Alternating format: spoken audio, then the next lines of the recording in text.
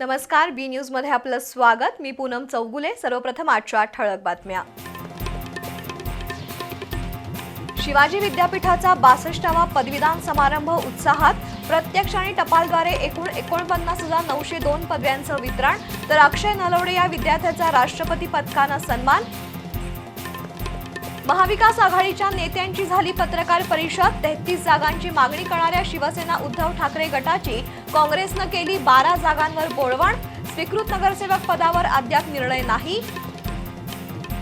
करवी तालुका पंचायत समिती कर्मचारी पतसंस्थेत झालेल्या 24,69,53,849 रुपयांच्या अपहार प्रकरणी आर्थिक गुन्हे शाखेनं केली 3 अटक।